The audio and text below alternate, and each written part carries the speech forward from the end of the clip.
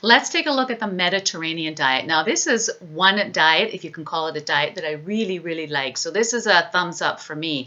So the Mediterranean diet started thousands of years ago, actually, of course, in Italy, where everything good comes from. And then from there, it spread to Greece and Spain and Turkey. It came to our shores in the 1990s when a Harvard University doctor adopted that diet plan for his clients who had heart disease.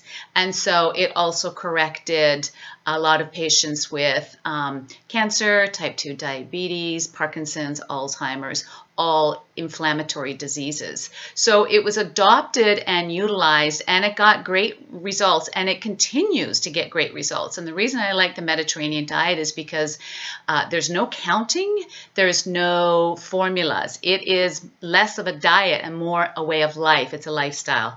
And if you look at their food pyramid, the whole bottom, the largest part of the food pyramid at the bottom is not food, it is two things. Staying active and eating in community with others. And there's that lifestyle, which is the cornerstone of everything in the Mediterranean diet. And I really like that, and the food comes up from there. So basically the food is heavy focus on plant-based foods. So it is a high fiber diet, which of course is going to help with a lot of our new world, first world complications in our healthcare and in our bodies. And there's a heavy emphasis on fish and seafood, of course, being from around the Mediterranean. They do try to focus on having at least 2 servings a day. Less red meat, probably because there's not a lot of it around there anyways, but there's less of a focus on red meat and sweets, which again are health building as well. They love their eggs, they love their poultry, they love their fermented dairy and cheeses, so non-pasteurized. And of course, some of the best and healthiest cheeses are found in Italy. The older cheeses, the fermented cheeses, have been shown to have huge health benefits. They like their wine. We can drink wine on the Mediterranean diet. It's part of a healthy diet, right? They love their nuts and seeds, of course. Healthy fats, mainly in the form of olive oil. Gotta love the Italians for introducing us all to olive oils. There's so many different kinds of olive oils, but it's all about quality. Again, there's a little blurb about that in your ebook. Whole grains, herbs and spices, and they love their starchies as well. They love their starchy lentils and their beans. Of course, hummus comes from Italy. How can you be have a Mediterranean diet or be supportive of Italy if you don't eat hummus? So it really is simple.